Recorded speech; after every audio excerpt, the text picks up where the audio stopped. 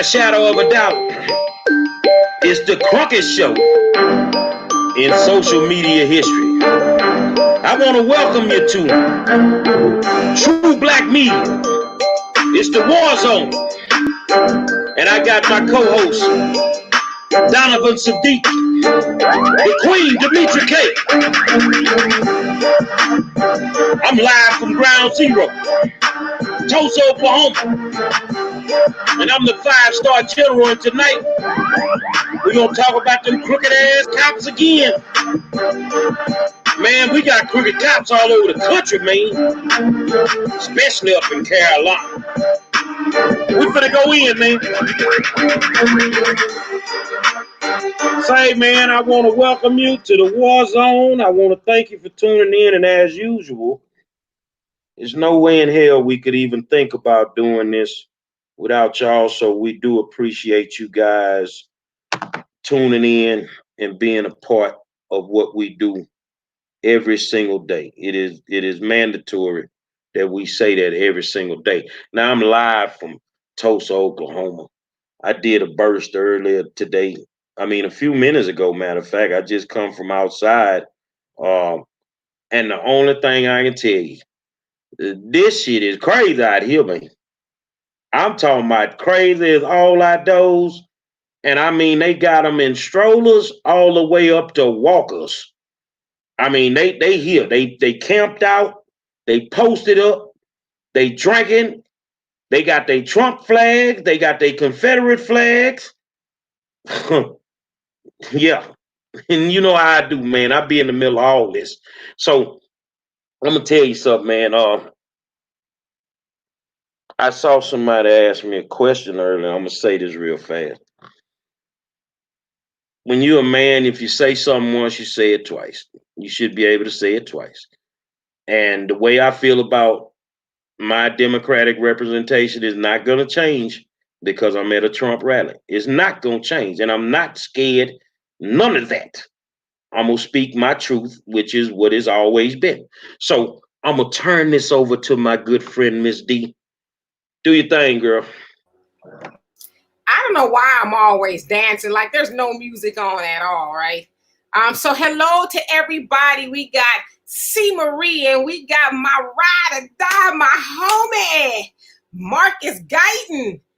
They're both going to tell us their stories of their encounters with the po-po, 5-0, the police, however you want to reference them. So this is our, I don't know if it's our last night, but it's coming close to the end of Police Week, Fan Appreciation Week, where we have had a whole host of people come on here and tell us their stories in regards to the police. And so we're going to hear their stories and we're going to get into what Gary is doing in Oklahoma. We saw him a couple of minutes ago and it was a doozy. Okay. Like you didn't even, you only thought those people lived on Fox News. But no, they're really like amongst us, you know? So anyway, we're going to hear more about that. And so, C. Marie, how you doing today?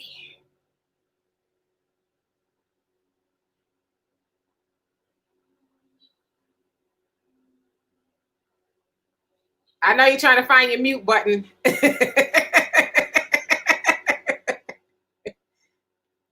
It should be at the bottom of the screen.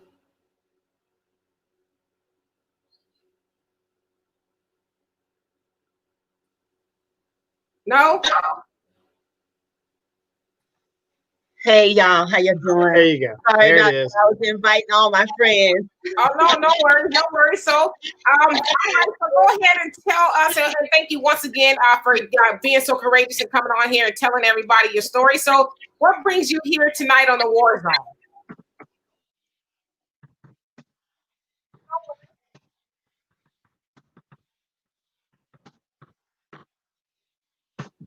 Can you hear me? Okay, so tell us your story. What happened? Well, I wanted to share a little bit about my story. I'm from Raleigh, North Carolina, and born and raised. Yes. Can you guys hear me? Okay. We hear you. We're just on mute, but so when we're nodding, we hear you. We just don't want to interfere with your audio, so we hear you.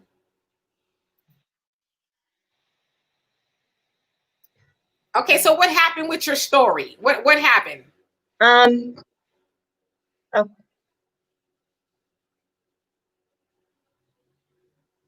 okay, I'm getting some feedback. I'm trying to cut this out right quick. Hold on one second.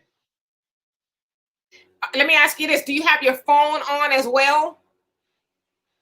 My Facebook page is up. Do I need to shut that down? Yeah, go ahead and shut it down. Yeah, go ahead and shut it down. Go ahead and shut it down. Okay. Uh-huh. Here we go. Is that okay, better? is that better? Oh yeah, we hear you fine. Awesome. Well, I wanted to kind of share a little bit about my story. It's just been really crazy, just in encountering,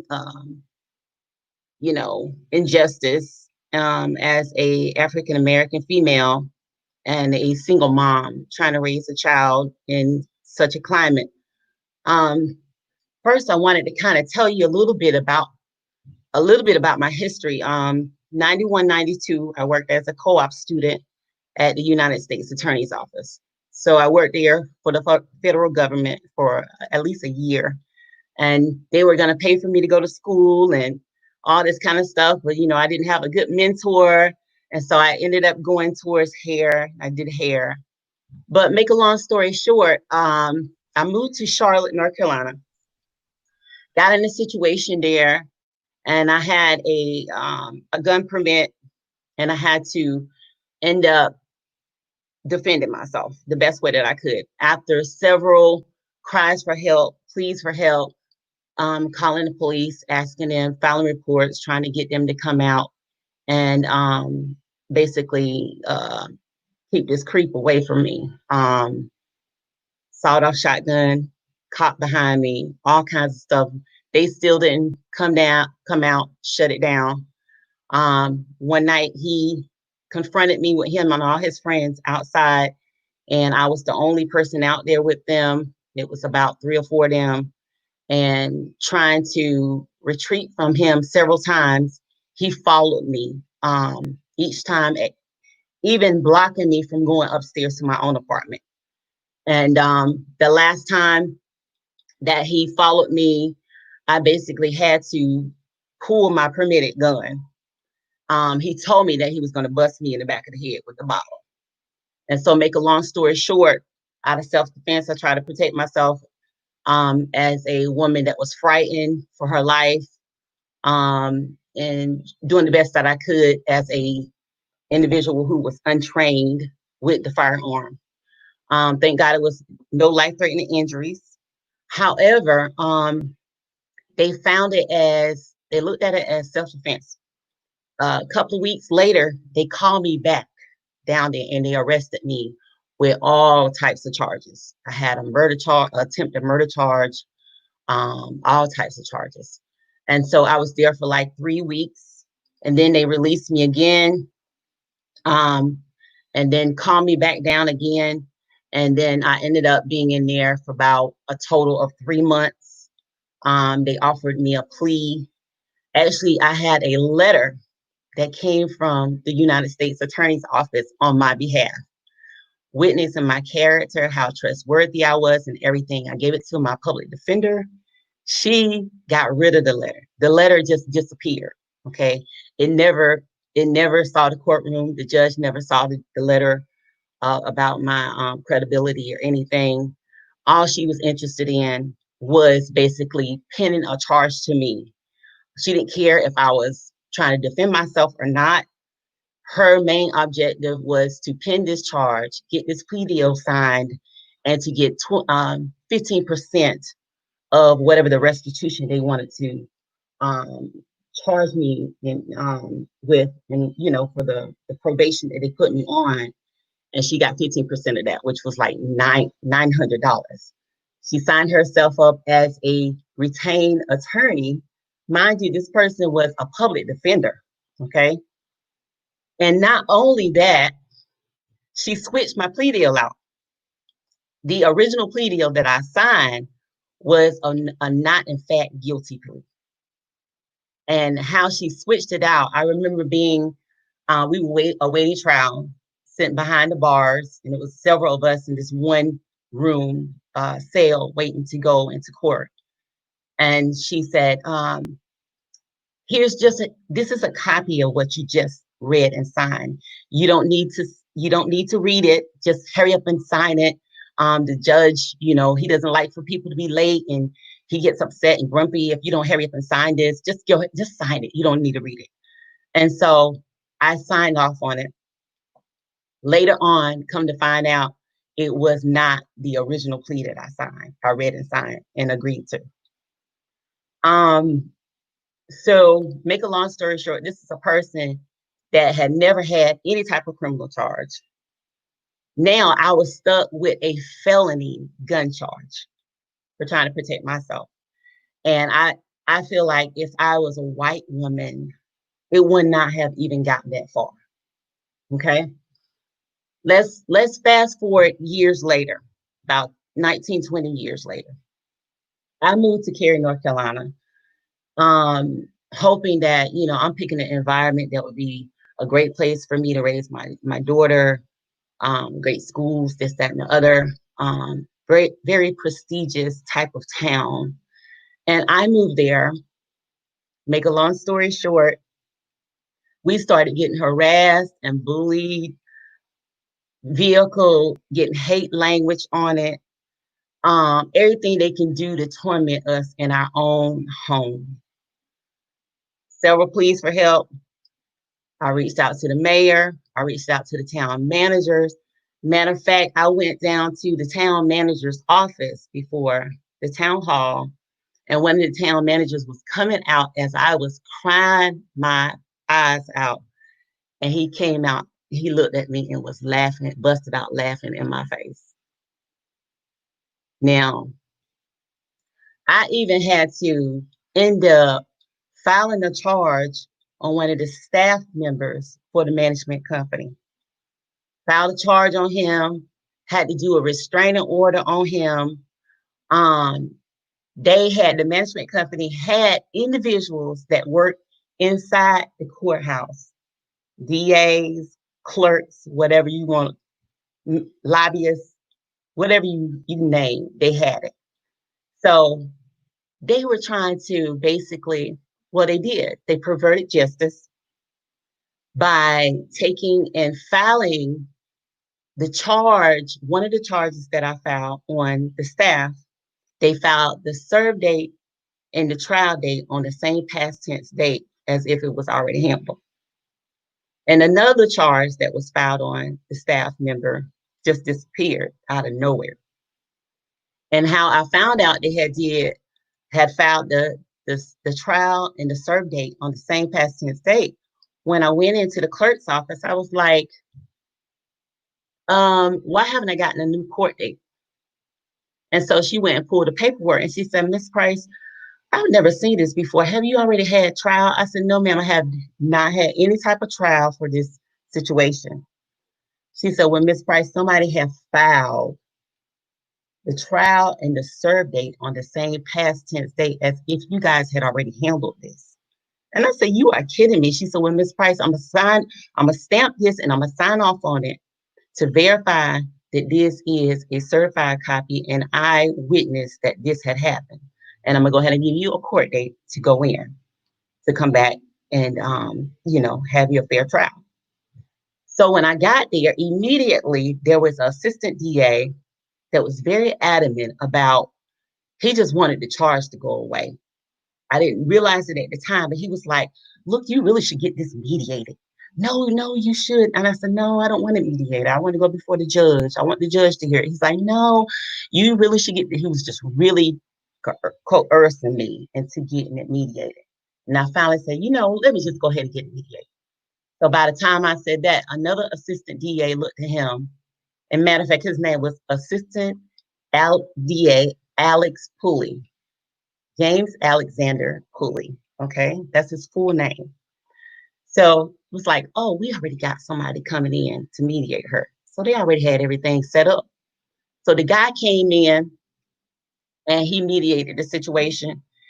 And he I mean, make a long story short, this guy basically, he did misconduct, he was dishonest and everything. He was actually somebody that came in from the management company. He worked within the management company, So, trying to spoil the evidence. so And so, I was taking notes because that's a lot. So what I'm gonna try to do is make no, and I understand. You know, a lot has happened to you from what I ascertained. So I want to try to make sense of this. Okay, so first let's start off with who is he? Because you said he okay. originally whoever this he was is gonna bust you in the back of the head with a bottle. So who was this he? The guy's name was You don't have to I tell me didn't his name. even You don't have to tell me his name. Was it okay. somebody new or was it a police officer? Who was I he? didn't even know him. He was a stranger. All I knew is that he lived in my building. Got it. He lived in my building. I never had any type of relationship with him, any type of contact with him. I know that there was several times he tried to take me out, and I told him I wasn't interested, and he just went off on me in front of his fans. Oh, this B can suck my D, just really, really being disrespectful to me. And I just kind of ignored it and just went on about my business and stuff. But So yeah, from what you're saying, so what you're saying, you had to back him up off of you because at that point, after you had rebuffed all of his advances and all of that, he became aggressive, and so you took out your firearm, which was legally registered to protect yourself. And then so now you found yourself in the legal system.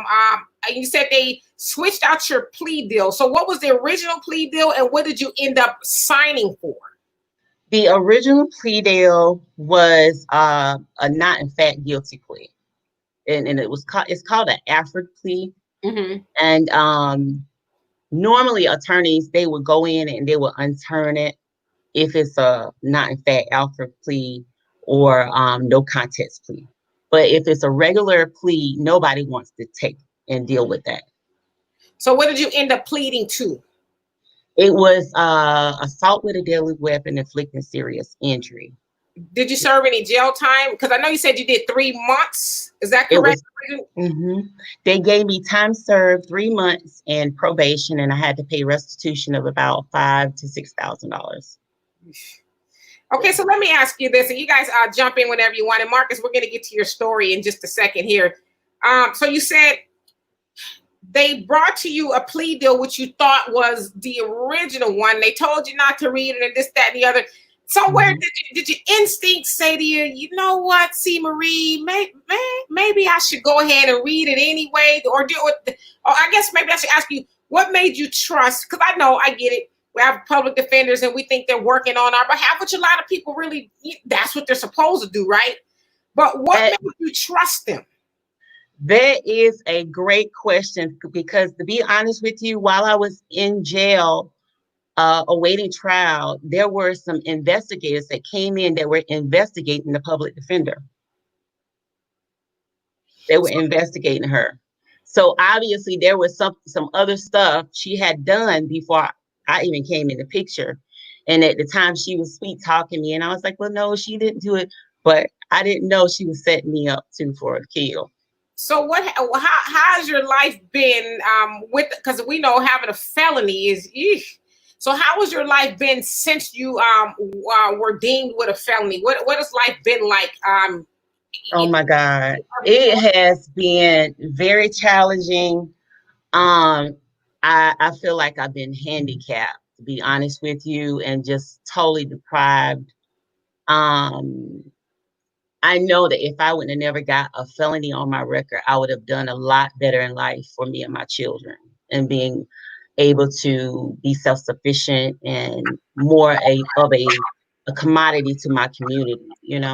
So are you able to work now? You have a job now? Um, well, that is another story I wanted to get to as well. Um, the only thing that has really helped me eat over the years is the fact that before my felony, I had went to hair school, and so doing hair, that has been our way of eating and trying to survive the best we can. But the thing is that when you have a lot of jackleggers, bootleggers out there. You have so much competition. They're undercutting you. You're getting underpaid. You're not getting paid what you're really worth. And so it gets a little frustrating. And then the fact that I had wrist surgery in 2017 did not help at all because So let me I had, let me ask you a question. yes, How far are you from Charlotte? I am probably maybe 3 hours or so from Charlotte. Okay. Yeah. I tell you what, we'll talk after this is over. Okay. The higher power finna send you a gift. And you're gonna Okay. make more money than you could ever imagine. Thank you so much. I You're gonna make appreciate more it. money than you could ever imagine. That's Thank you just my so much. gift. I Marcus, what's appreciate going it. on with you, man?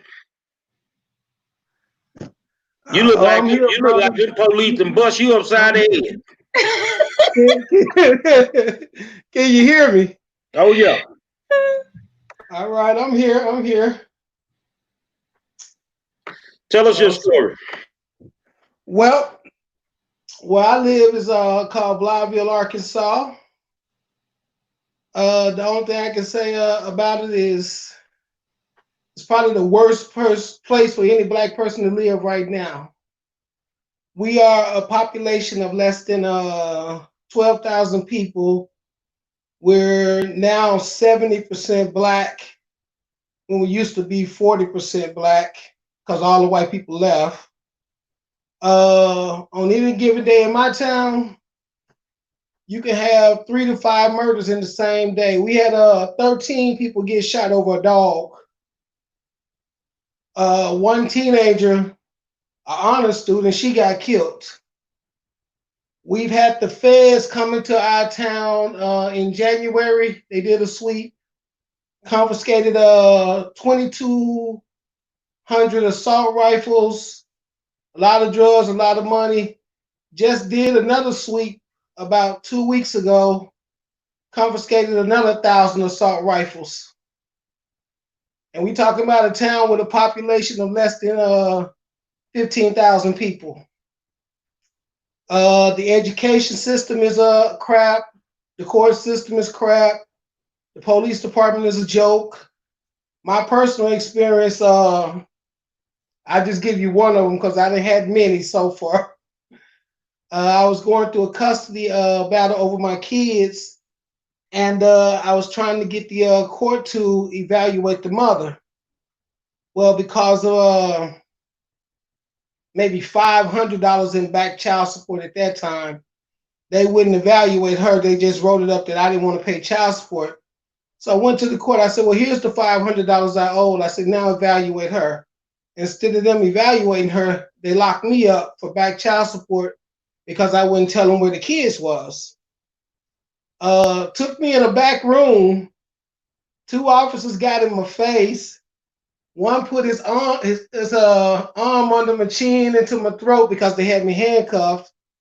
Told me if I wouldn't tell them where my children was, they was gonna, crush my windpipe. So I asked him politely. I said, "Pull your hand down." And he pulled his hand down. And this is just my story now. I'm not trying to hype myself, but I kind of feel like, okay, in my mind, I'm like, okay, well, you ain't an officer no more. You just threatened me and threatened to physically harm me. So you just another man now, regardless to what the court say. So I told him in front of the judge, in front of the chief of police, I say, if you ever put your arm under my chin like that again, I say, I'll kill you. I say, now y'all can arrest me. Y'all can do whatever you want to do to me. I said, but I promise you, I say, I will kill you. I say, now let's see what's next. So they took me on down to the city jail. They held me down there for a week, and then they came and saw me again. They're like, "You still not gonna tell where the children are?" I said, "What's the charge?" It was like, "Well, you still not gonna tell where the children are?" I said, "No." I said, "I'm not gonna tell anything." I said, "What I'm gonna do is get somebody to call the Federal Bureau of Investigation in Memphis. I'm 45 minutes north of Memphis." And they came in. A guy came and saw me. He talked to me. Wouldn't buy my story at all. And I just told him, I said, well, just come to my court hearing in 2 days. Came to my court hearing in 2 days, sat in the back, listened. About 10 minutes in, he stopped everything and he stood up, introduced himself, and he just told the judge, he was like, I don't know how this works for you. He said, but I'm going to leave now. He said, but y'all got a week to straighten this out. And he was like, Mr. Guyton, I'll contact you in a week and see if you've been satisfied, legally. And immediately after that happened, they wouldn't even take me back to the county to get my clothes. They just told me to leave in the orange jumpsuit. Took the chains out, just get out. Now, mind you, still no charges. Done lost probably the best job I ever had. Still no evaluation of the mother. They let me go. About a week later, they came back and got me on felony child support. So they they brought me back in for that. Long story short, I went through that. I finally got the children and everything. But what is my biggest gripe with them as a black man in the United States? The court changed my name that was given to me by my mother and reversed my middle name to my first name. And when I went back and told them about it, basically told me it don't matter.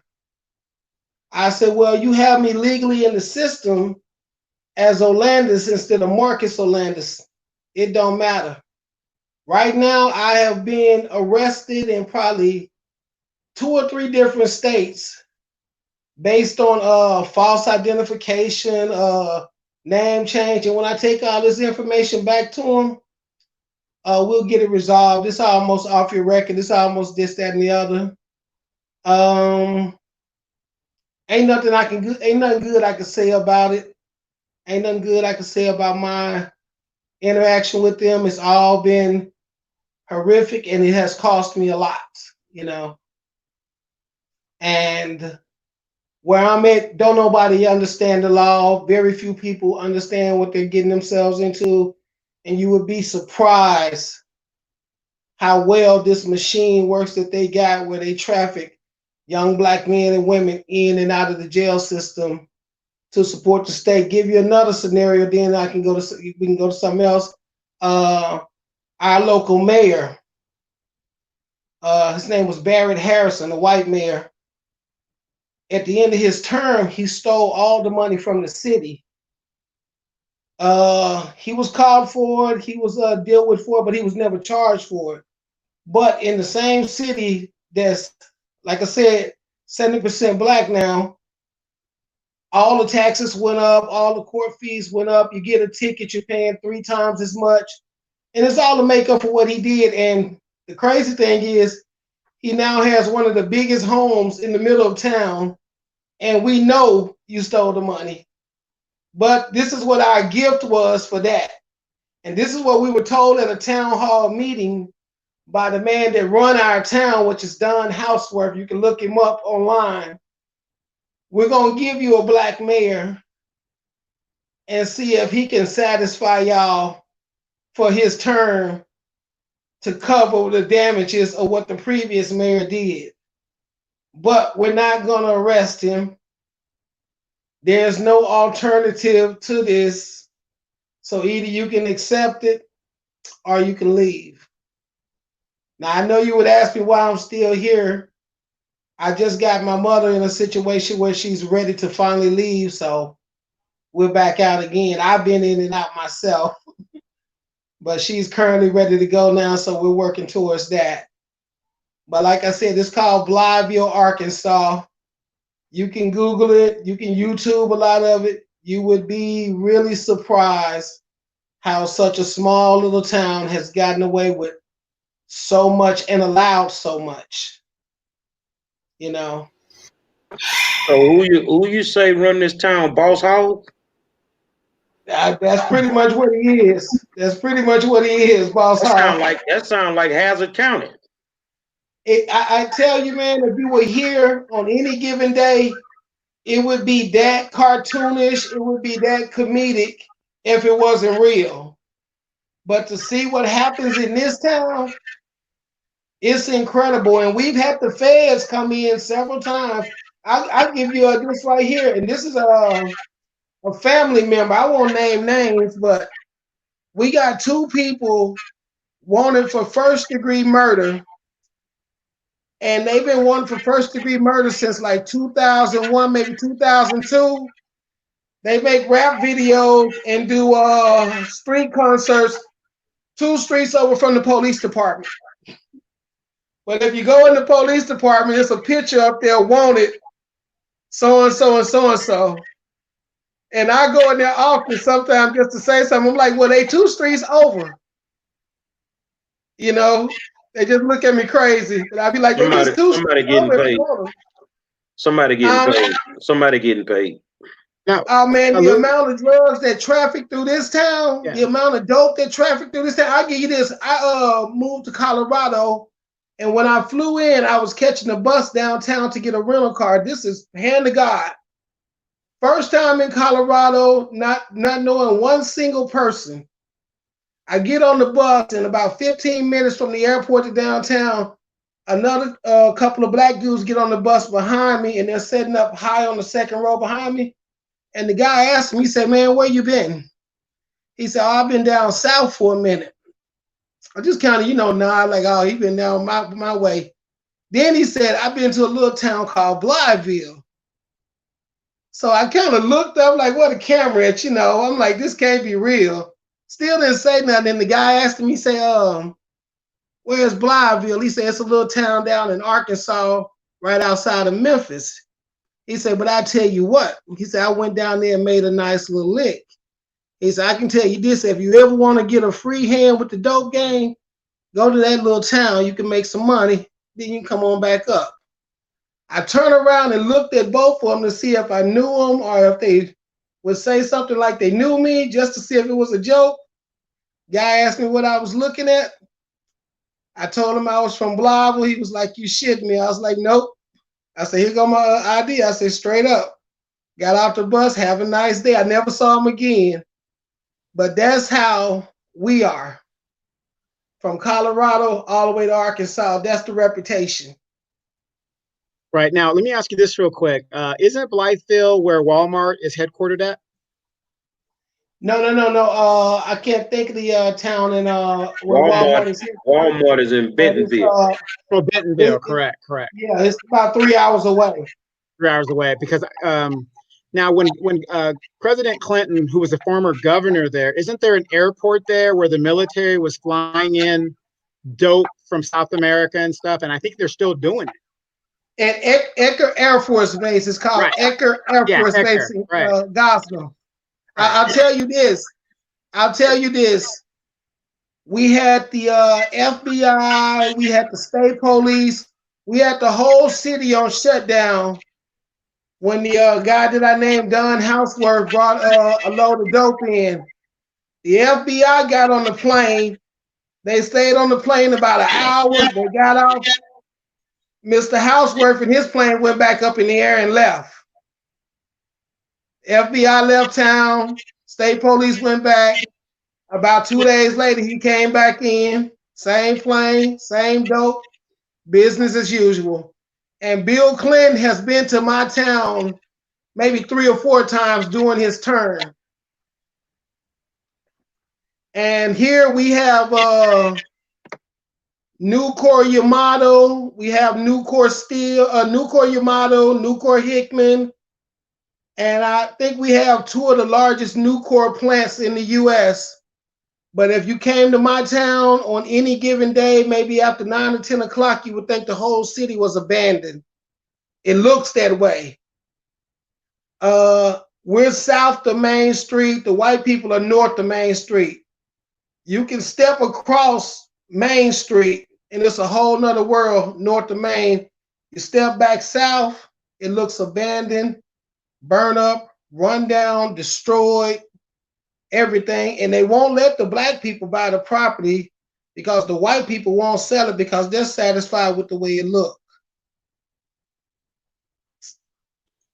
Now, now we have those, because of the crime being the way it is, in a population of less than 12,000, now we have those sky cams all up on the poles where it looked like a large prison city. There's cameras everywhere, you Right. know. Right. Let me ask this question of C. Marie real quick, just real quick. Did you ever go and get your record expunged at all, or? I did actually some years ago. I went before a city council in Mecklenburg County and spoke before a mayor and everything, and they were like acting like they're really interested in trying to, oh, what's your information? We're going to get in contact with you and all this kind of stuff and see if we can help you. I never got a call, anything. And I reached out to other attorneys in the area of Mecklenburg County, and there was one attorney that was willing to try to go back in and reopen the case. And he said I had to have $5,000 to do that. But he was like, it was a white guy. He was like, you mean to tell me you got a charge for trying to protect yourself and somebody was trying to bust you in the back of the head with a bottle and they told you this? I said, yes, exactly. I mean, what else what was I supposed to be doing? I mean, I had nowhere to run. I was trapped in the corner. I was already scared to death of this guy because I was like, what kind of lunatic would cock a sawed-off shotgun behind you for no reason? So I was like, oh, he's going to bust me. If he said he's going to bust me in the head, I'm believing him, So, yeah. So I want to get back to Marcus. So Marcus, the people want to know, brother. First of all, and you don't have to disclose anything you don't want to, but why didn't you want to disclose the location of your children? Because I knew they was going to put them back into the custody of the mother without an evaluation, and I don't even mind saying what I was saying. I knew if she went back and anything else happened, I'd have probably killed that woman, and I was trying to avoid that because I had made up my mind. You hurt these children. I'd rather for my mom raise them and I'm locked up than to have you hurt them and I continue that. So that's why I didn't disclose it. And one more thing, in either direction in my town, you can get to either side of town and out of town in less than maybe 10 minutes going in either direction, right? Mm-hmm. Well, we got 72 Black churches in this small town. 72. Hold on, brother. Wait, hold on, brother. In Blytheville, where you said there's about 15,000 people, y'all got 72 churches? 72 Black churches. I ain't talking about the white churches. I said 72 Black churches. And check this out. On a four-corner street, you can have one church, one church, one church, and one church. Neither one of them ain't got maybe 15, 20 members, but everybody got a church. Now, the larger Black churches, the older ones, I even went to them several times. I said, look, all you pastors with all these churches, surely we can organize something to better handle a town that's predominantly Black. You know what they told me? Pray on it. I'll get back to you. Let us discuss it. Then the last one was just, I think we need to just join hands and pray. So I pretty much told them, y'all pray for yourselves. I'm out. You know what? Like, I get blown away by a lot of stuff that I hear. And I'm hearing a little bit of feedback, so I don't know if somebody's phone is not on mute. But anyway, so just hearing this about this town of Blytheville, it sounds like somewhere far off away that is just like weird, right? But just from you describing the dynamics of the town, it sounds like it is ran like a plantation. Whereas predominantly Black, you have a mayor or somebody who ran off with all the money, sit right in the middle of the town with a big giant house, and all the Negroes surround the house. It's like a plantation, right? So what is the city council and the government makeup in that town? What is it predominantly? It's a mixture, but we still know we have the city council meeting. We have the mixture of council members, Black and white. Then we have the probably 7 or 8 white council members. they go to the country club with the mayor and decide what they really gonna do. So, and you know, and I feel remiss too. And Gary, you all right up there? Okay. And I'll tell you this. Right now, and it's depressing to even say it, but the top business in our town is funerals. We have like, well, we had two black funeral homes, but we had two more come in, and I'm a person that asks a question. I'm like, why are you here? It was like, well, the business is good here. And we're talking about burying 16, 17, 18, 20-year-old young men's any day of the week. I can tell you this right now, if somebody gets shot tonight, it's pretty much a guarantee that 3 or 4 more people are going to get shot between now and next Friday based on that one murder. And that's what the police stating to the community, that, well, we got so-and-so, but he said so-and-so did it and it was about this. So you got snitching and you got the police assisting you to know who to go kill next, you know. So I want to say this, and I feel remiss for not mentioning this at the top of the hour. It is Juneteenth, and so happy Juneteenth to you all. Where we know the slaves got the word in 1865, 155 years ago in Galveston, Texas, that they were free. You know, man, some of these slaves ain't got the word yet. Right. So, brother, you getting ahead of me now. Me and you on the same page. So, I will say this. As I said earlier, Juneteenth is about the emancipation, where Black people were freed from shackles and chains, like literal physical shackles and chains. But liberation is actually a different thing. And so, Marcus, when I hear you as a Black man in this modern day age had your name changed against your will, and they told you too damn bad, for lack of better words, I don't see us being liberated. We are not at all. And I'm not saying this is your fault. This is a system that we deal with in the modern day, that a man who had his name given by his mama is told by white supremacy, so what? You have that's like Kunta Kinte and Toby. I mean, like, for real. I'm telling you, my name is Kunta Kinte, and you're telling me now your name is Toby.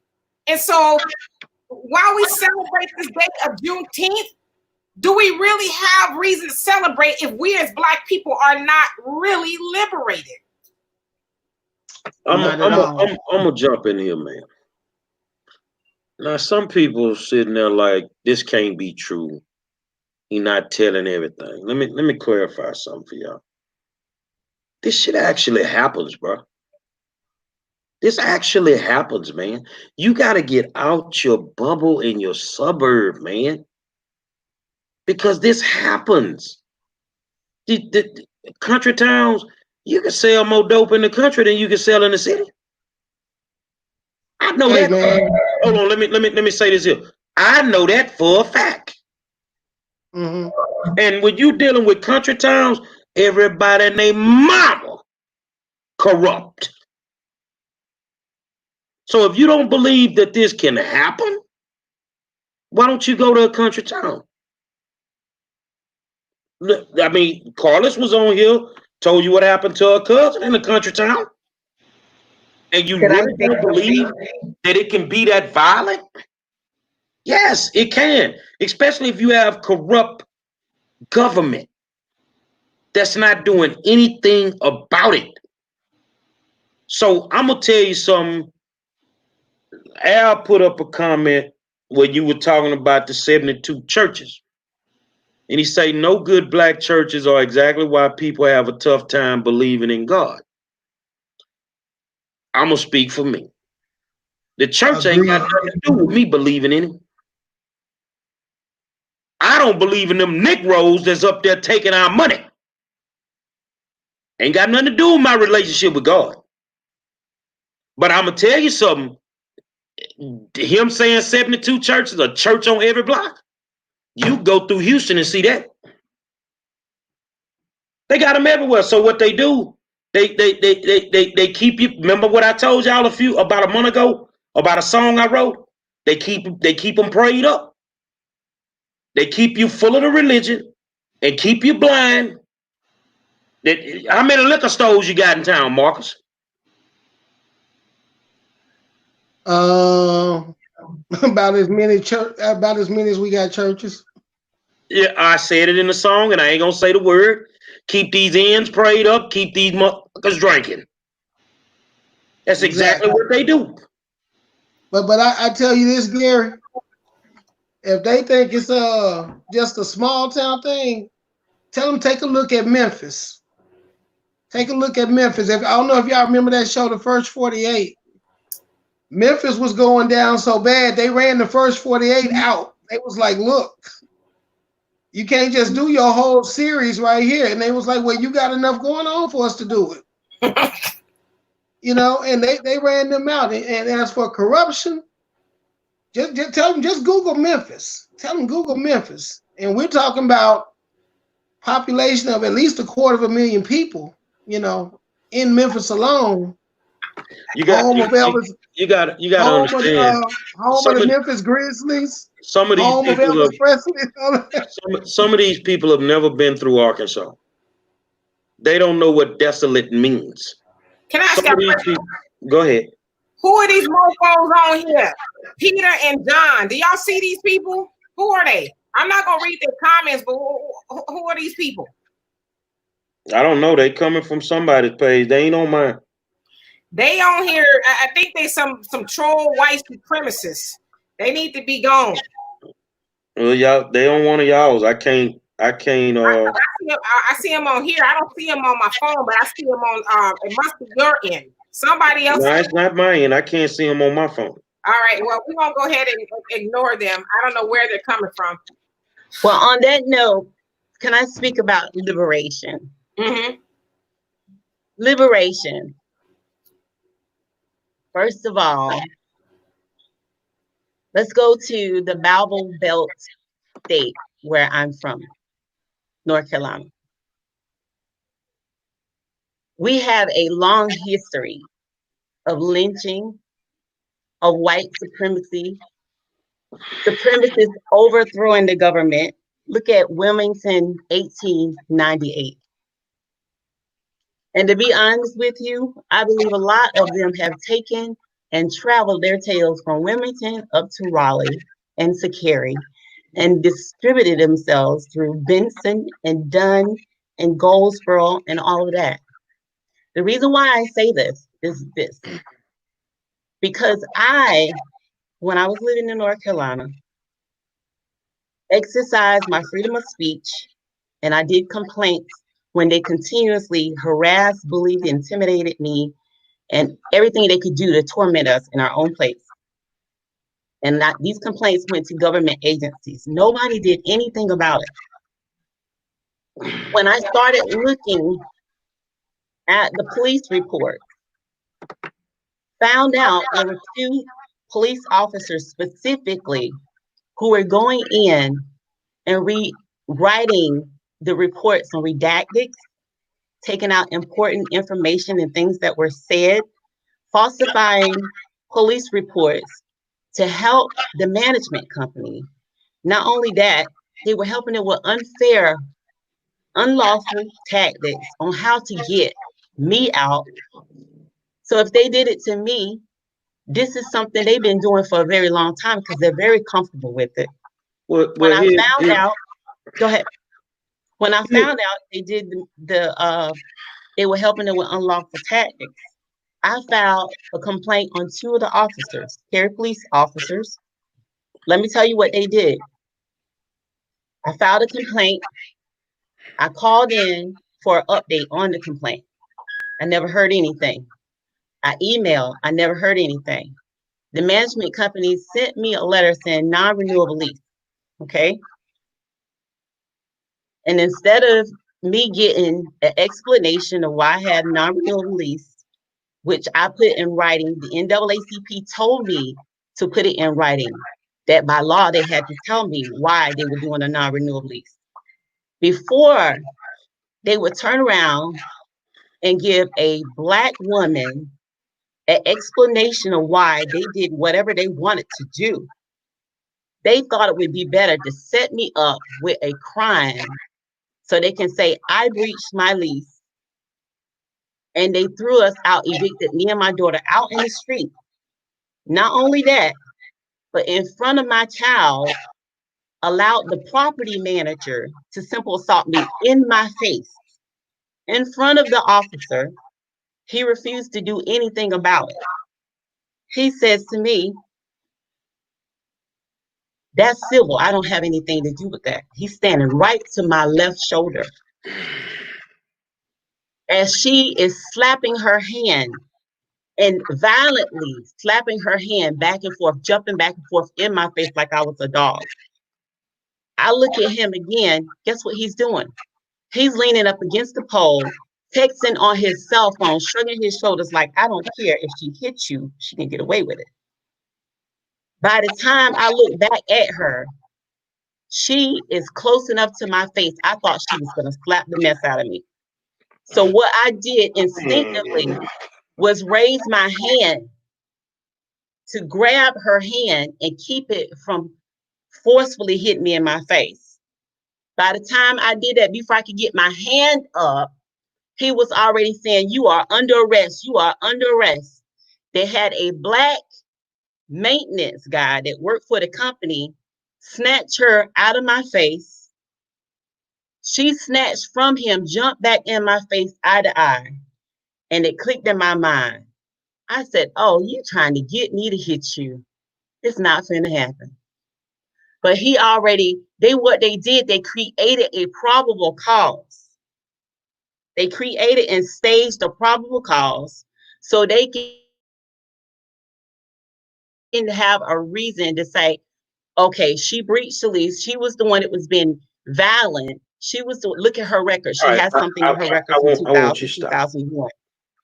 I'm looking Okay. at your comments that y'all are making, so now I'm gonna make some people mad.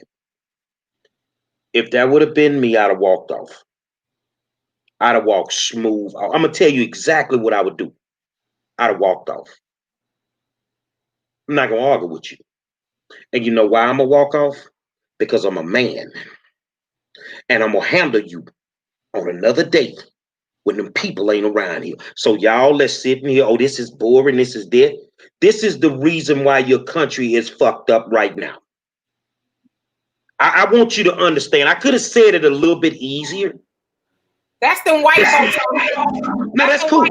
No, let me say what I gotta say. Because that's cool. But I want you to clearly understand one thing. You fucking with the right ones. Let me break that down for you. In case you don't understand that I'm bilingual. You fucking with the right one. Because if you come fucking with me like that, you gonna pay, your people gonna pay, everybody with you gonna pay. See, y'all know who to fuck with. Y'all go after my sisters because they don't have that male representation. Let me be dating you. Let me be married to you. You see these scars on my knuckles? It ain't from playing with myself. I'll knock your grill out your mouth and never think twice. Crooked politician, crooked pastor, whatever. It is so easy to sit behind a computer and not be intelligent. You can't hold a conversation with an intelligent Black man or an intelligent Black woman because you want to sit here and you want to play games. But 2 weeks ago, when they was burning your shit down, you was begging for help from any fucking where. We was your best friend. Get your mind right. Because you know in the back of your head, and the prison system will teach you this, you cocksuckers are weak as water. When you go to jail, you punks. It's your commissary that get took. It's you who washing our drawers. Let's get it straight. So the one thing that you could do, if you don't want any parts of a conversation, then don't sit here and listen. Because for anybody to have to go through that, this is the reason Kaepernick kneeled. For anybody to have to go through that, this is the reason that they burning your shit down right now. And slam the cup down on my wrist surgery Slamming the cup down. I can promise you this here. I will lay my life on the line for anybody. As long as they right, I bet you won't slam him if I'm standing there. I bet you won't put your fucking knee on his neck if I'm standing there. Because I'll knock your fucking head off your shoulders. I don't play them games. Let me I would just say let me step in and say something. Let me step in and say something. I'm gonna tell you on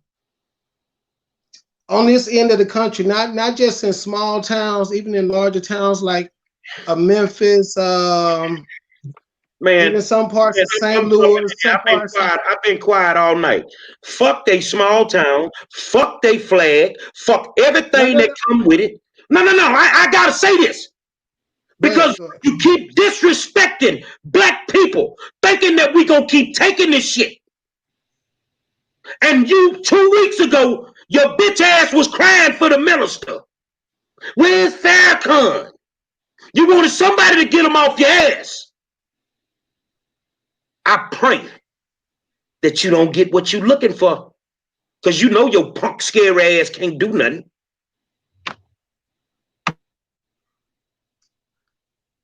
Well, what I was gonna say is when you come down on this end of the country, it's still that mentality like when you say, well, let's get together and do something, let's get together and try to change it.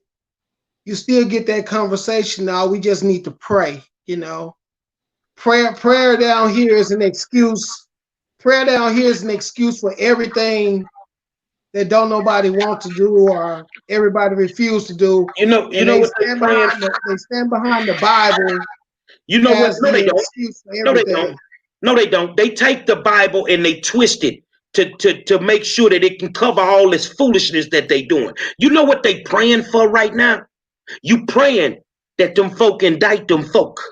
You praying that they arrest them folk in Georgia that killed Breonna. I mean in St. Louis that killed Breonna. Or Kentucky, wherever it was that killed Breonna. You know what you praying for? You praying that them youngsters don't take them guns off each other and turn them on you. That's what you praying for. Because you ain't got enough firepower, contrary to popular opinion. See, the only thing that show up for this fight is us. Your punk president got to go get the military to help y'all. Won't y'all man up y'all against us? Keep disrespecting us thinking it's a game. We don't need no goddamn help. And I'm telling you, if you keep playing them games, when we get loose around here for real, you're going to think everybody's first name is Nat and everybody's last name is Turner. Y'all going to have a problem, man. You better get your motherfucking drunk ass mind straight. I wanted to say something because I know that there are a lot of evil. There's a lot of evil tactics that they use against us in the courtroom, and I personally experienced it. They charged me with simple assault. This lady was not even touched, not even her hair. Okay, I had the right to put my hand up to keep her from hitting me in my face. The case was declared a mistrial. Let me tell you how evil these white criminals are. You want this book? This is all of their information. I need that book. This is all of their information. Look at the title of this book. Criminal Procedures. You fucking with the right one. I will eat your ass up with your own literature. Fuck you, the judge, and everybody else. Stop disrespecting us. Because this time we're going to put our foot in your ass sideways. They use false testimony. They use false evidence. They took and you're supposed to authenticate any audio or video that you bring into court. They took and used their cyber people, and they took some scenes out of the tape and they added some things, which is alteration, tampering with evidence, which automatically is supposed to throw the case out of court. Okay. They, oh my God, they used all kinds of stuff. And the officer that actually filed the charge against me, come to find out, and he admitted it. He had a misconduct complaint filed on him at Rocky Mount Police Department. He was demoted. And he turned around and went to Cary where they would accept that bull crap. You understand what I'm saying? And he was a sergeant over the housing department for Rocky Mount Housing Authority here. And then he turned around and go to a little place called Project Phoenix in Cary, North Carolina, where he's over management, over people that have low income housing. Do you see where I'm going here? Now, Demetri, do you see this comment that's up? Why are you acting like this? The 60s were 50 years ago. Okay, so if the 60s were 50 years ago, Demetri, tell me if I get this wrong, all right? And Donovan, then why the fuck you still fucking us out of our education? You were fucking us 50 years ago. Why are you still hanging black people in trees? That was 50 years ago. See, but the problem is now, you're dealing with a different breed of Negro. Ain't no Martin Luther King around here to talk about, let's go, we shall overcome. No, what we gonna do is run over your ass. Right. Well, that goes to show you too that his education isn't very well. 60 years ago was 60 years ago. The 60s were 60 years ago. The thing is they're playing a very dangerous game. And they are outnumbered in the population. Now, in that little small town, Blytheville, if I'm saying that right, 70% African American, am I correct? 70%. So what y'all gonna do when all them African Americans wake up on your ass over there? We already know in the major cities, you can't handle us when we get loose. You're crying. You need the military. You need this. You need that. See, the thing that then angered me so much is when I sit here and I listen to black women talk about how y'all done did them. And you thinking it's cool, bruh. You think that you can keep doing it and there's no repercussions. Well, in 2020, there is repercussions for your actions. My address is 2501 Burkett, Houston, Texas, 77004. My phone number is 832-591-9681. Pull up, clown. I bet you won't come talk to a black man. A strong one that'll defend a sister with everything in his power. And can I say this? If you listen to the song that I wrote for George, maybe it's time we start doing to you what you've been doing to us. You ain't gonna like that, are you? Whole bunch of mama's sons ain't made it home. Maybe it's time for your kids not to make it home. Maybe it's time for your husbands and your wives not to make it home. I guarantee you, all this will stop then. I don't play when you get to talking about what you did to my people. Well, let me say this on that too. That don't get mentioned enough. We already know what they're gonna do. We know what white people are gonna do. We know what their side of the fence is gonna do. They done it from day one. But even like down here, you got the tokens, you got the house niggas, you got the pet Negroes, and I can tell you they are well conditioned and they well trained at how to do their job, you know. And that's a lot of what you see too. And I feel the same way you feel, Gary, about that. But I feel even worse when it comes to one of us. I think they deserve something else that I don't even care to say on here. But I have seen black men just try to dog another black person in front of a white person because he think it's doing him a favor, Yes. You got a whole lot of that. You got a whole lot of that. You got some of them that's selling us out in ways, you got some of them that not only are they selling us out, they're doing the work, by killing us too. And you're talking about the lynchings, the lynchings you know about. Come down this way and find out about the ones you don't know about. And it's so sad about what he's mentioning right now. It's so sad because one of the main witnesses was the maintenance guy. I subpoenaed him to come to court. Do you know he never showed his face in court? And the DA, the assistant DA, said that he had his investigator to see if he could find him, and he couldn't find him. That was a lie. That was a lie. They intimidated him so he would not show up in court. That's intimidation of a witness. You can't do that. That's a crime. We have to, baby, they run the law. They created the books. This is why they can get away with it. And the question is why can't we be friends? I'll tell you exactly why. I don't trust you. And I do to you exactly what you do to me. I tolerate you. I don't like you at all. And one of their own officers told me, he said, Miss Price, he came to one of my calls one day, and this was a white guy. He stood in my living room. He said, Miss Price, what I'm going to tell you is this. Anytime you have problems with anybody over here, he said, you go to the management and tell them immediately, because if you don't, what they would do is go to the management and they will tell them anything. And the management will get the community to push you out. What does that sound like to you? That sounds like he knows that they will use the community to harass you. And back in the day, it's called mobbing.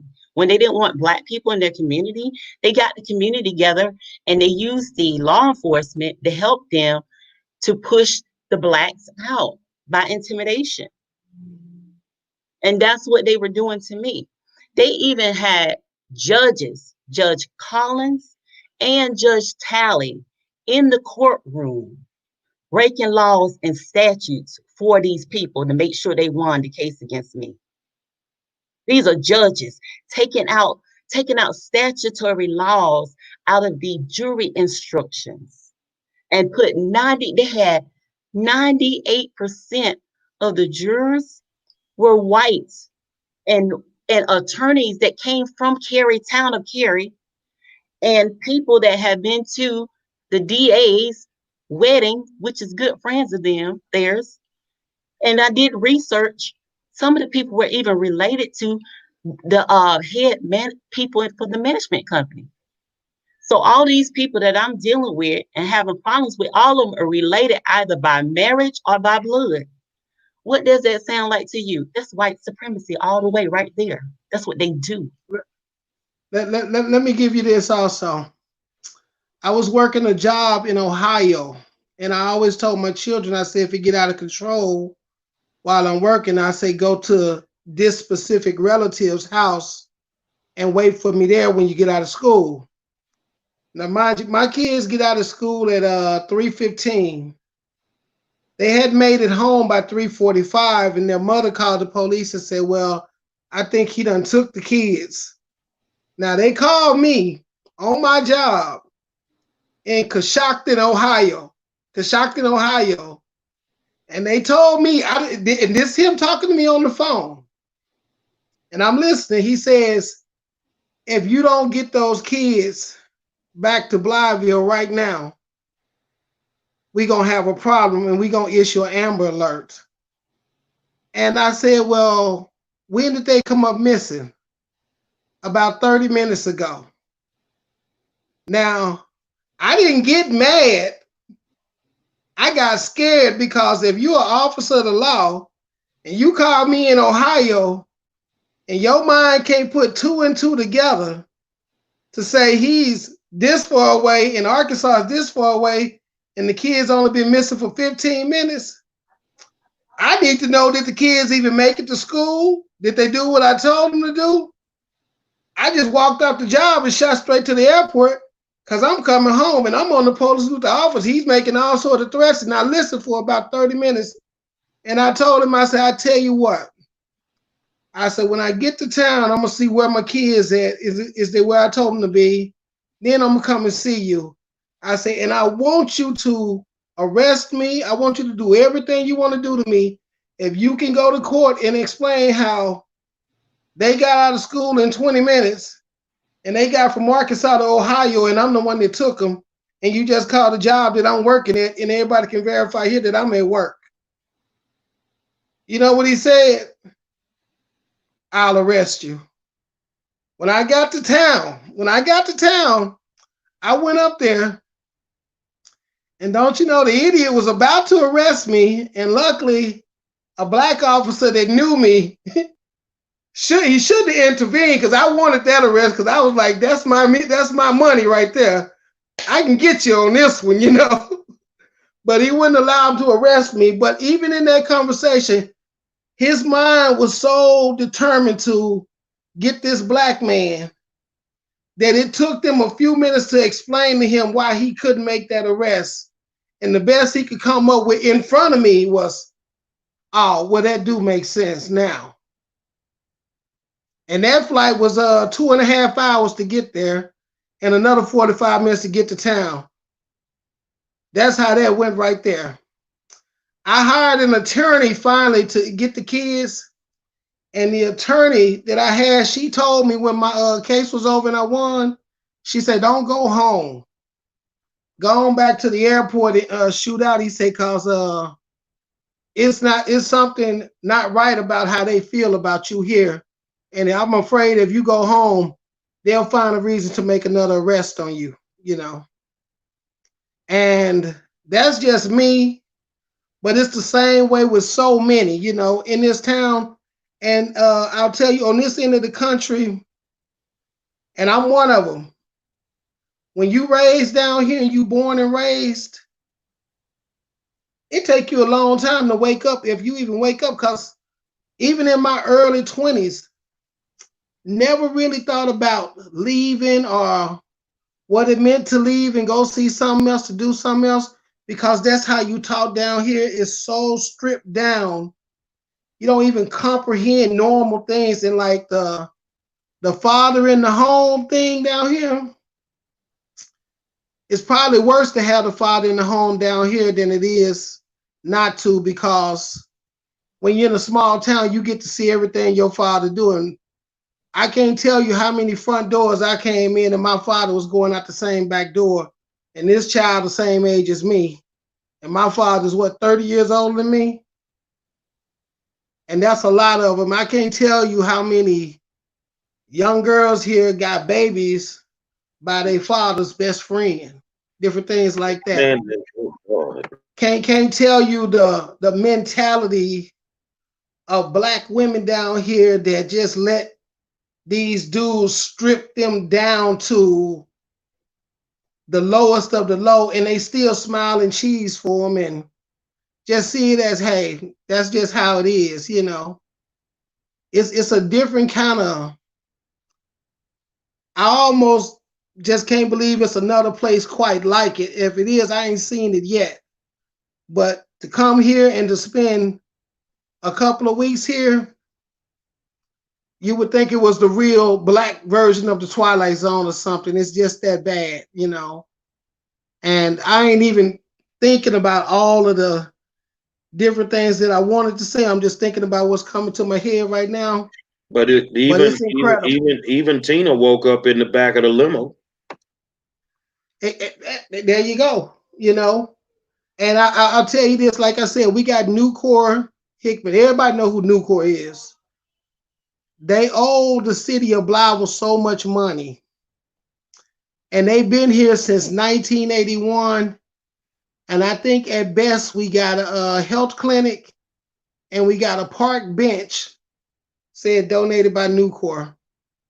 You know, that's it. We had Magic Johnson come here and he offered to assist with the school program. I don't think he stayed in town 8 hours. They ran him out just that quick. And we ain't talking about a bad school system. We talking about probably one of the worst. I made it to the 12th grade and I can't even write a sentence correctly. I learned that after high school. And they was about to graduate me. So that's how education works down here. Donovan, you too quiet. I could go on and on, but y'all, it's well, incredible. It's not that I'm not, it's disbelief that this goes on, but we know it does go on. But as people who watch this show and watch me on other shows, you guys got to understand why I talk about the money. The money makes the world go round. Money will get you a better lawyer. Money will get you case expunged if you need it down the road. You got to have the wealth. And that's why we have to make these politicians do a specific agenda for Black and address reparations. Just recently, the UN person who's in charge of reparations said, yes, United States needs to address reparations. Now, we know the politics of it. They say it's a domestic issue. Don't get involved in our affairs and stuff. But everywhere you go, especially in the South, it's the same story. We are struggling to survive. Now, nobody thought about this pandemic. We are 12 years now, less than 12 years to being a slave. And I'm ringing the alarm constantly, trying to tell you guys it's about the money. Now, if you don't want a reparations check, go ahead and sign your little waiver and we'll, distribute that among everybody else and, you can go on about your business. But I also talk about residual income. Do you think white people are worried about the residual income during this pandemic? No, they could be unemployed and they still got money making off of the stocks.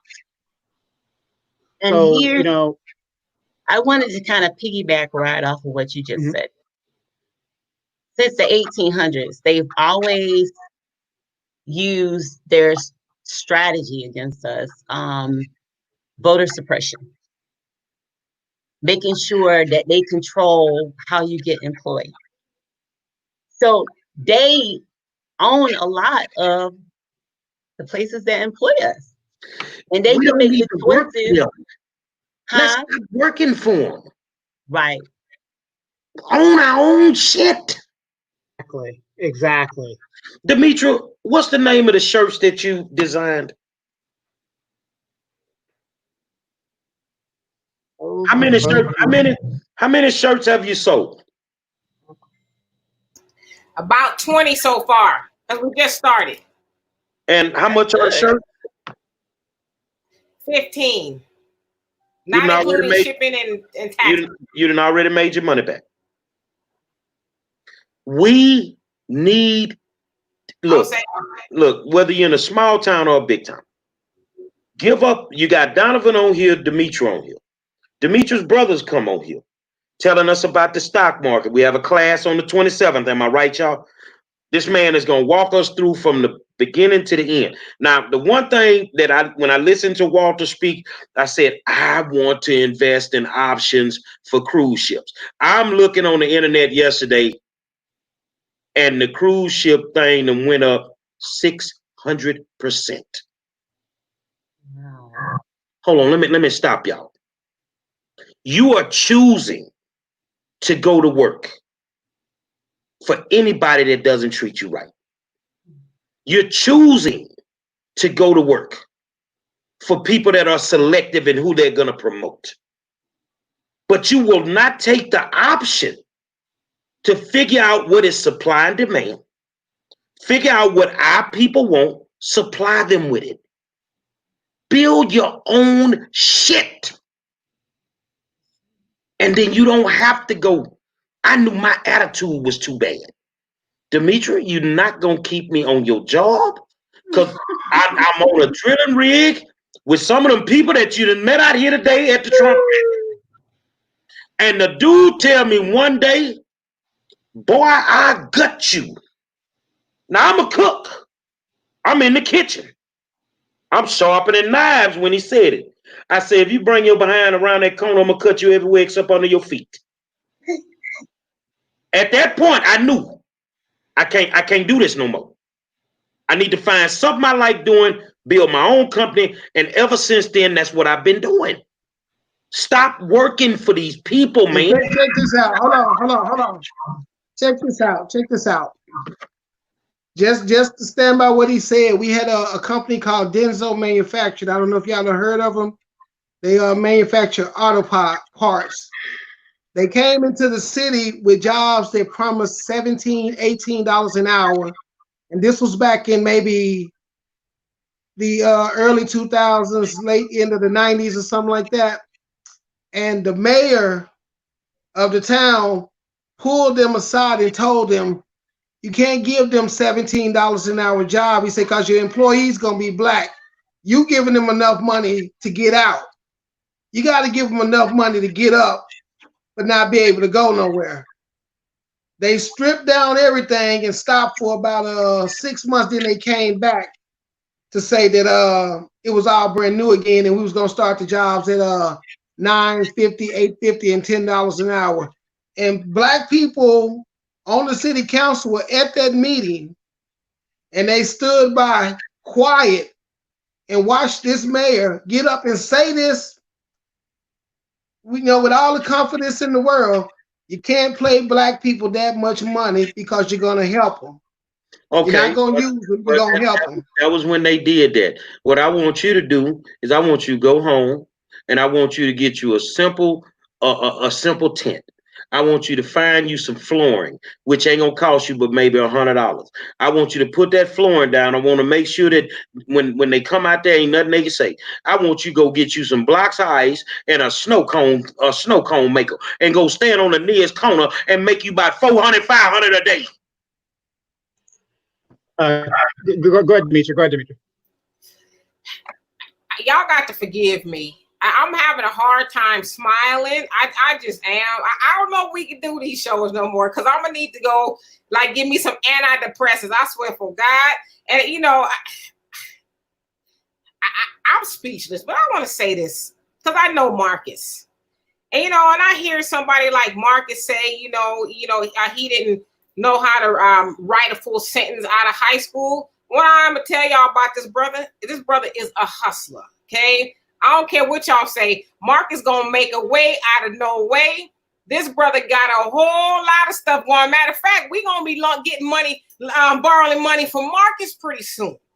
And so what I will say, while it's not about, it is about education to some degrees, but I got 2 degrees. Donovan's working on his 12th degree. But degree in the general is working on his degrees. But degrees don't buy you hustle. Degrees can't teach you hustle.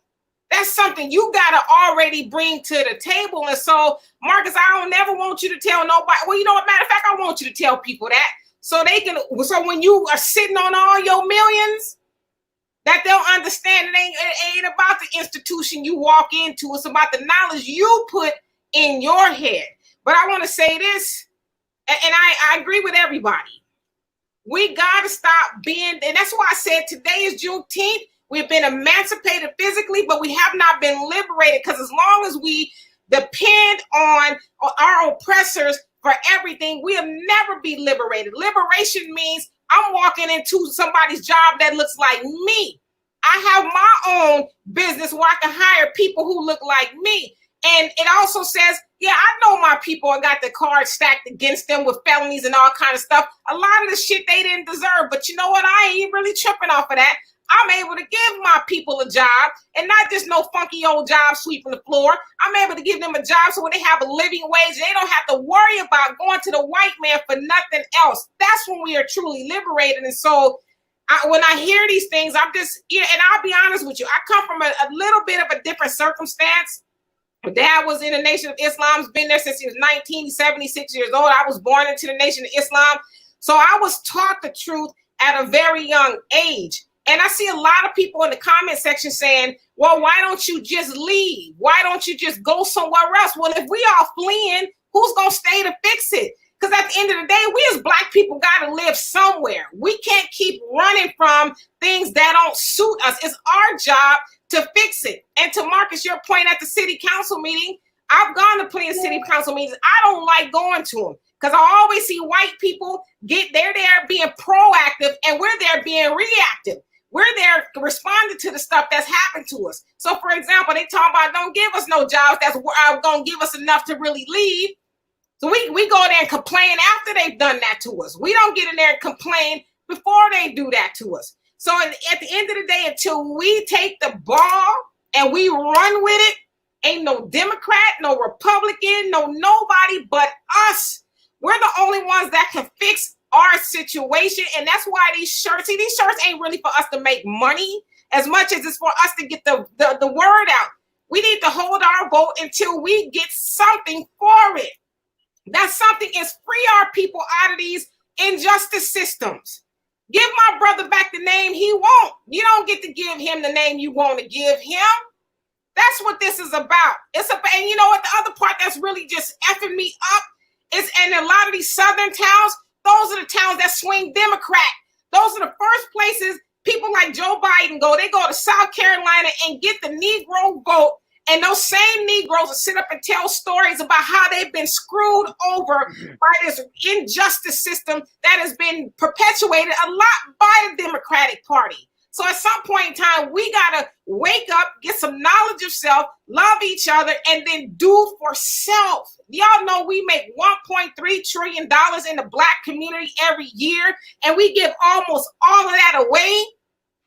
It's ridiculous at this point. And so I'm sorry. Tomorrow, I promise I will smile, but until we are actually liberated as Black people. Let me say something right quick. Let me say something right quick. Hold on. Let me say something right quick.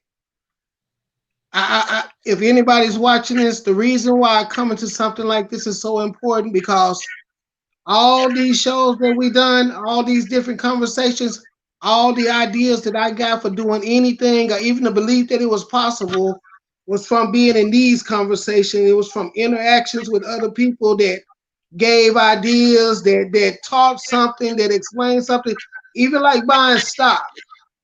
My mindset was the same mindset that the people I talk to right now when I tell them, oh, you're just going to lose your money. They're going to steal your money. Not even willing to just go and do 15 minutes of homework to find out that they can't steal your money, that you ain't gonna lose your money, that your money do the same thing as white money. And I'm 49 years old, and at 49, maybe 48, I finally got it that, hey, oh, they can't steal your money. Then I took the 15 minutes and went to YouTube and watched a few videos and realized, oh, well, my money, they can't do nothing to my money that they can't do to their money, you know? I'm good. But to tell somebody that and just talk to them, they're not going to get it. But having these interactions and having somebody like your brother on that explain things, people don't realize how important it is to conversate and just talk and chop it up until something good comes out of it. So many ideas then came out of this, and I don't care what people say. A lot of people are doing a lot of things based on what they seen here. You know, a lot of people doing a lot of things based on what they seen here. And a lot of people that's talking to you, Demetri and Donovan and Gary, is worried about this show right here because it's being effective. Somebody else is doing another show and another show and another show based on this show, you know. So we are communicating. I really want to remind you, man. We started this podcast shit, and it's the motherfucking things we get. Let me tell you, there you go. I appreciate you guys. I appreciate you guys. I am so glad that you guys are doing this because when I found out that it was the Democratic Party that instigated and stalked all the white anger towards the Black people back in 1898 in Wilmington, North Carolina, and it was the News and Observer and media that actually were the mouthpiece. I'm glad we got a black pod station or whatever like this. We need this. We need this. We need to be able to share amongst each other, build each other up, and get stronger because I think what makes this show so unique is authentic. Mhm. Before you came on here, we didn't tell you anything. We didn't ask you any questions. It's not scripted. You see raw emotion on this show. You see me tonight get upset because a sister been through this. For what reason? Say, man, some of us ain't playing them games. And it's an honor. I know I frustrate the hell out of Demetri and Donovan some days. But you know what? And you know what's so crazy? I've never met them in person. But when Demetri gets to Houston, she's gonna see that motherfucker there is really that goddamn bad. What I'm saying to you and my friend and Marcus and anybody that's listening, I had an epiphany of starting a group that would just deal with issues in the city of Houston for Black people. But then that kind of expanded. We would help anybody. So the first day we did the first meeting, I still had a picture every night, and then I post that picture on Facebook. And everybody went around the room, what do you want this organization to be? And I was the last one. I say it without a shadow of a doubt. We gonna be the baddest walking. And that's what we gonna be. So you can become whatever you want to become. I want a law firm to help my people, but not make them pay all the money that these lawyers are making for no reason. That's what I want to do. And I'm going to tell you what, that's exactly what I'm going to do. So if you got a felony, mama, Demetri, what's today's date? June 19th? Next year on June 19th, if you do what I tell you to do, you will call into this show from an island in Jamaica, sitting there drinking your fucking drink with a bank account full of money. Yeah, on your back. And ain't nothing gonna stop you but you. This ain't Black. They don't like me because I do have some education and I do know how to put that pin on their ass. Well, guess what? So they don't like the way you put that pin on their ass. You don't even have to be, listen to me, baby. You don't even have to be educated to make the money I'm finna give to you. You don't have to do nothing but one thing. And I know that each one of us can do it. And even you old Marcus that say you couldn't put a sentence together. If you could count from 1 to 10, I'm finna show you how to make $300,000 a year. Me being sick is the reason tonight I do it. But I'd be damned if I don't give you the game. They show me the money. Me too. Show me the money. Let me tell you something, man. Let me tell you something, Demetri and Donovan.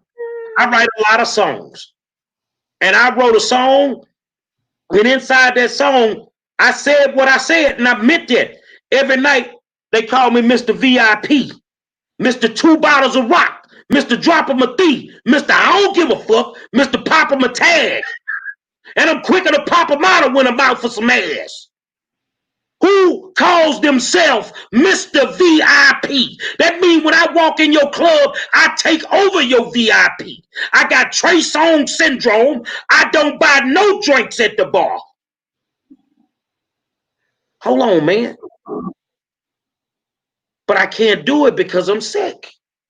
And it ain't fair if I don't get a game to somebody else. Now, the only way I'm gonna give you this game, and I'll give it to both of y'all, you gotta give it to somebody else. And that's how we accomplish Demetri's goal of being fully liberated. When you can wake up in the mornings and you don't have a financial issue, you good to go. Because there's many mornings I woke up and I say, God, you must have had a plan for me. Because ain't no way in hell I should be living this life. So let's not worry about Trump. Let's not worry about what them folk think. Let's take everything from our past and push it away. And let's start today. and let's take over this motherfucker. And that's the end of that. If we gotta sell shirts, if we gotta sell Jello shots, if we gotta change tires, if we gotta cut grass, we take over the game. Let me say this right here. Let me say this right here. We gotta hurry up and end this because my restaurant gonna close. When I first left Blyville, I met a guy by the name of Derek McReynolds. He was down here working on a power plant job, and I came in as a temp. The only thing I was doing on that job, I was carrying water for the employees. Well, didn't nobody want to work a 14-hour shift, so I worked them 14 hours. We was working 7 days a week. I was there every day, and this guy called me he caught me and stopped me on my 15th day, and he was like, how many days you been working like this? I said, about 15 days. And he was like, hey, you missed a day. I said, no. He said, in the morning, he said, stop by my Connex and see me before you start your shift. Black dude, too. I stopped by there, and he told me, he said, well, you know your thing about to end in about 2 weeks. He said, whatever you do before you leave this plant, he said, come find me. I went and found them. The job ended. They was trying to push me out because they was trying to save the secondary work for the white kids and the white guys. But I went and met with him, and he took me into the office. Another black dude in there, his name was Brother Man. He's from Texas. He said, this dude ain't missed no days. He been working 14 hours. He ain't never late. He said, what we got for him? The guy asked me, say, do you know anything about electrical? Nope. You know anything about welding? Nope. He said, you know anything about construction? Nothing but what I've been doing. He said, well, this job got about 6 more months to go. He said, I'm going to teach you something and he going to teach you something. But all these white boys out here making money and they don't know nothing. He said, we're going to get you this $30 an hour today. And we're going to make sure you get them same 14 hours if you want them. And we're going to take care of you. Awesome. Blew me out the water. That was just getting the job. Brother Man told Derek, he said, take care of him after work and make sure he got everything he needs. So I get off work and the guy told me, he said, leave your car here and come with me. We went to Memphis. Bought me a real cell phone. Bought me a real laptop. Bought me the really work uniform type clothes that you need for that environment because it was in the wintertime. Out of his own pocket. And I told him, I said, man, I ain't got no money to pay for all this right now. I said, I'm catching up. He said, I ain't asked you for no money. He said, if I was asking for some money, he said, I would have made you pay me for getting you that job that's paying you $30 an hour. He said, just get everything you need. Got everything you need, swiped his card. We get back in the car. And I'm looking at him like, man, I ain't know, because I didn't know, And I asked him, I said, for real, I said, why you do this? He said, well, if we don't do it for each other, who gonna do it for us? He said, do you know anything about this job before I got here? Or did you just accidentally run into it? I said, I ran into it by accident. He said, that's because they don't want you to know about this type of work. He said, even furthermore, he said, in our little select group, he said, anytime we see somebody black that's willing to work, we take it as our obligation to help him make the next step, And he's like, you need to make a real next step to get out of this town for one, And the only thing he told me, he said, if you ever in a position to do the same thing for somebody else, he said, that's all I want you to do. He said, make sure you hand it over to the next person if you can. And it was so surreal. It looked like an infomercial for better black people getting along with black people or something. I don't know. But it just threw me, but I never forgot it. And during that time, that was when I got into the situation about the child supporting the kids. So I had lost that job when I went to jail, and by the time I got out, everybody was gone. I get out for about a week, and I decided, I said, well, I know I need to call him, but I know he gonna be like, well, damn, I did all this for you, and you disappeared on me, so I called him. He like, where the hell you been? And what, like, you know, this, that, and the other. So I explained it to him. He was like, well, how much was you owed in back child support? I said, about 15 grand. He was like, well, why the hell you didn't call nobody? I said, well, I called my family and stuff. I said, when nobody coming through with it. He was like, why you didn't call one of us? And he was like, man, he said, you make $30 an hour. He said, I can take you with me to the next job and get that back in a couple of months. He was like, you should have called me. He said, but this is what I'm going to do once again now. True story. He said, I'm going to send you $1,500. He said, get your stuff together. He said, come to Ohio. He said, I'm going to get you a room down the street from down the hall from the rest of us and get you back on the job. So that's how I wound up in Ohio. Get there once again. I'm like, hey man, I don't know how. He's like, I didn't ask you for no money, man. And we sitting around and we drinking. And I asked him, I said, why did you do this once again? He said, look, he said, I don't know if you really gonna ever get it. He said, but he said, I got up and I fell down too. He said, I got up again and I fell down. And this nigga right next to me, he helped me get back up. He said, more than once. He said, when we where we at, he said, you gonna trip and fall and you might trip and fall more than once. He said, but if I can help you get back up 3 times and maybe you stay up on the 4th time, he said, then that's where I did my job at. He said, it might have not been the 1st time, 2nd time, or 3rd time. He said, it was number 4 for you. He said, nah, you know, just stay up. My brother, I don't want to cut you off, but I'm in the middle of a Trump rally. There ain't no stores open. I gotta go eat. Go ahead, bro. Go ahead. You know, I just want to say this, y'all shut this down. I'm just so grateful. I'm grateful, y'all. Thank y'all for having me on the show. And you know, people, they look at me, they wonder like, why are you still smiling? You got a flag on your life. Yet you tagged with a felony. And man, I just pray myself through. You ain't gotta do that. Because good people like you guys come across my path. You ain't gotta do that no more. We're gonna have a conversation. Donovan, final thoughts, my brother. Final thoughts. I want to thank the world's greatest audience and friends for listening in to the War Zone. And you guys, I know a lot of people are going to be signed up for the financial. He cutting in and out. We lost Donovan. Until Donovan comes back, I wanted to say my final words is, you know, thank you all so much. We're going to get Gary to his restaurant before it closes. But, you know, C. Marie, you going to make it.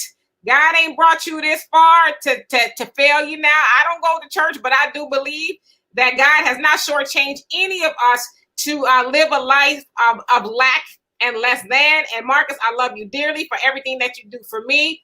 And you are actually an inspiration to me. And so I thank you guys, and also thank you guys on Facebook for being here and just engaging in this conversation with us. Well, thank y'all. Thank y'all for having me. Say my final thoughts are very, very simple, man. Just do what the hell you supposed to do. I ain't asking for no help. I make my own way. Effort. Say, man, I want to thank my co-host Donovan Sadiq, Dimitri K. I had 2 guests tonight. And until tomorrow, I holler.